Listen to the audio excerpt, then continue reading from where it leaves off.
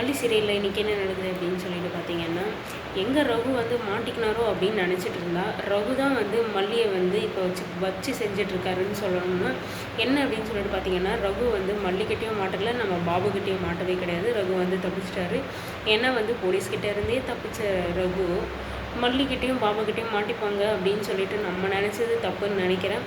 ரகு வந்து தப்பிச்சது மட்டும் இல்லாமல் இவ எப்படி ஒருத்தி இந்த அளவுக்கு வந்து தெரிஞ்சுக்கிட்டு நம்மளை வந்து அங்கே வரையும் வர வச்சிட்டாலே அப்படின்னு சொல்லிட்டு வந்து இவளை அடிக்கணும்னா ஒரே ஒரு காரணம், அது வெண்பா மட்டும்தான்.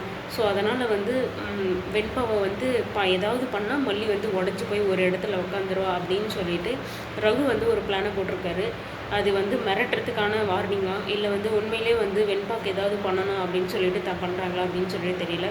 என்ன அப்படின்னு சொல்லிட்டு பார்த்தீங்கன்னா, நீ இந்த அளவுக்கு போயிட்டியா, என் நம்பரை கண்டுபிடிச்சி அது வந்து மெசேஜ் வந்து ரேணுகா மாதிரியே பண்ணுற அளவுக்கு நீ வந்து அந்த அளவுக்கு யோசிக்கிறியா, அந்த அளவுக்கு பிளான் போடுறியா, உன்னை எப்படி நான் உட்கார வைக்கிறேன், இதுக்கப்புறம் நீ இந்த மாதிரி பண்ணால் இதுதான் உனக்கு நடக்கும் அப்படின்ற மாதிரி வெண்பாவை தாக்குற மாதிரி வந்து வார்னிங் கொடுக்குறாரா, இல்லை வந்து பண்ணதுக்கு வந்து உண்மையிலே வந்து வெண்பாவை வந்து ஏதாவது பண்ணணும், வெண்பாக்கு ஏதாவது அடிப்படை வைக்கணும், இல்லை வந்து வெண்பாவை கடத்தணும் அப்படின்ற மாதிரியான செயல்களை வந்து செஞ்சிட்ருக்காங்களா என்ன அப்படின்னு சொல்லிட்டு தெரியல.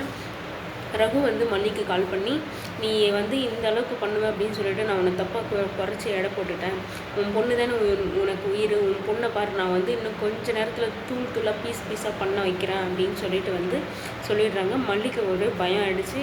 வெண்பான்னா வந்து மல்லியை சொல்லவே தேவையில்லை, கையும் ஓடாது காலும் ஓடாது. மல்லியை வந்து ஒன்றுமே பண்ண முடியல. மல்லி லிட்ரலாக வந்து அப்படியே டென்ஷனாக இருக்காங்க, அழுதுட்ருக்காங்க. உடனே வந்து கதிரேசன் வீட்டுக்கு போகிறாங்க. கதிரேசன் வீட்டில் வந்து எல்லோரும் வந்து தடுத்துட்ருக்காங்க. நிஷா ஒரு பக்கம் தடுக்கிறாங்க, ரேணுகா ஒரு பக்கம் தடுக்கிறா, கதிரேசன் ஒரு பக்கம் தடுத்துட்ருக்காங்க. நீங்கள்லாம் வரக்கூடாதுன்னு சொல்லியிருந்தால, நீங்கள் வரவே தேவையில்லை, கிளம்பு, உனக்கு இந்த வீட்டுக்கு என்ன சம்மந்தம் இருக்குது, நீ எல்லாம் இங்கே வரக்கூடாது அப்படின்னு சொல்லிட்டு ரொம்ப கேவலமாக வந்து பேசுகிறாங்க.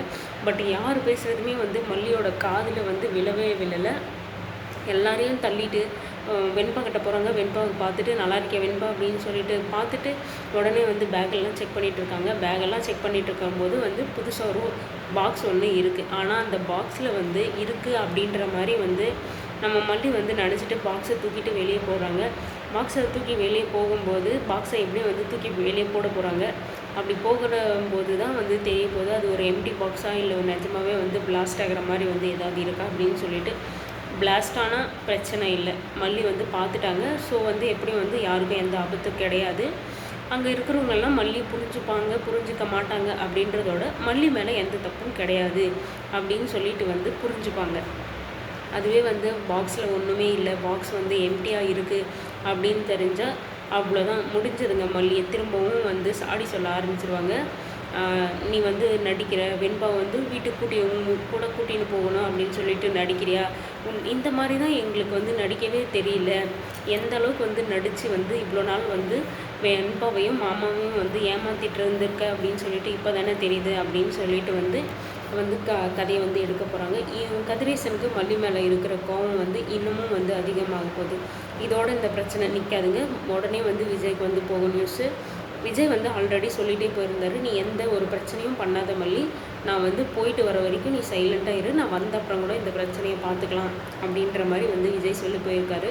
பட் அதையும் மீறி இங்கே இப்படி ஒரு பிரச்சனை நடந்திருக்கு அப்படின்ற போது மல்லியால் சைலண்ட்டாக இருக்க முடியாது. தம் பொண்ணுக்கு வந்து ஒரு ஆபத்துன்னு வரும்போது மல்லி எப்படி வந்து சைலண்ட்டாக இருப்பாங்க. பட் அந்த பாக்ஸில் வந்து ஒன்றும் இருக்க போகிறாது. சும்மாவே வந்து சீன் கிரியேட் பண்ணுறா, வெண்பாவை பார்க்குறதுக்கு வரா, வெண்பாவை கூட்டிகிட்டு போகிறதுக்கு வரா, சும்மாவே வந்து நடிக்கிறா அப்படின்ற மாதிரியான இதுதான் வந்து அங்கே வந்து போக போகுது விஜய்க்கு நியூஸு. விஜயும் வந்து ஆல்ரெடி சொல்லிட்டு போனார், நீ எதுவும் பண்ணாத மல்லி அப்படின்னு சொல்லிட்டு. அது மட்டும் இல்லாமல் நம்ம வெண்பாவும் கேட்டுட்டு இருந்தாங்க, டாடா என்னை வெளியே கூட்டிகிட்டு போங்க. அதுக்குமே வெண்பா வந்து விஜய் வந்து சொல்லியிருந்தாரு, நான் ஊருக்கு போயிட்டு வந்துடுறேன், போயிட்டு வந்ததும் நம்ம எல்லோரும் வெளியே போகலாம் அப்படின்ற மாதிரி வந்து சொல்லி வச்சுருந்தாங்க. இதெல்லாம் மீறியும் வந்து ஒரு பிரச்சனை வந்து அங்கே நடந்துருச்சு. அது வந்து மல்லிக்கே தெரியாமல் தான் அந்த பிரச்சனை வந்து நடந்துகிட்ருக்கு. மல்லியை வந்து ஏமாத்துறாங்க அப்படின்றப்போ மல்லியால் அங்கே என்ன பண்ண முடியும்? இப்போ வந்து திரும்பவும் வந்து விஜய் வந்து மல்லி மேலே கோவப்பட போகிறாரு. திரும்பவும் வந்து பிரச்சனை வந்து முதல்ல இருந்தே ஸ்டார்ட் ஆக போகுதுங்க. என்ன தான் வந்து சுற்றி வந்து மல்லி எவ்வளோ தான் பிரச்சனையை தாங்கி எவ்வளோ தான் வந்து விஜய் நெருக்கமானாலையும் திரும்பவும் வந்து விஜய்கிட்ட இருந்து பிரிக்கிற மாதிரி அப்படின்ற ஒரு இது வந்து வந்துகிட்டே இருக்குது.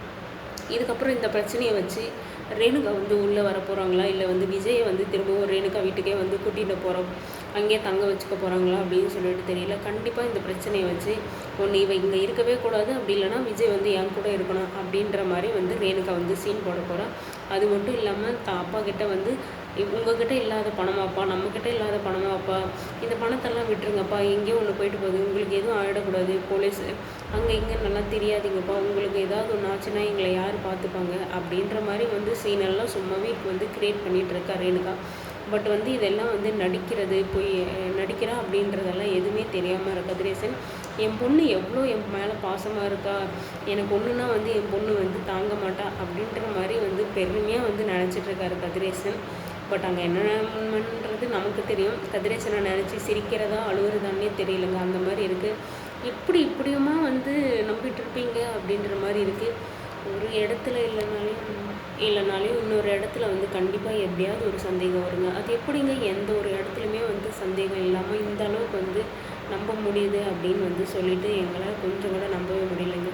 அது ஒரு பக்கம் போயிட்டுருக்கு போகுது. இப்போ நம்மளோட மல்லியோட பிரச்சனைக்கு வருவோம். மல்லி வந்து அந்த பாக்ஸில் வந்து பாம் இருக்குது அப்படின்ற மாதிரி வந்து எடுத்துகிட்டு ஓடிட்டுருக்காங்க.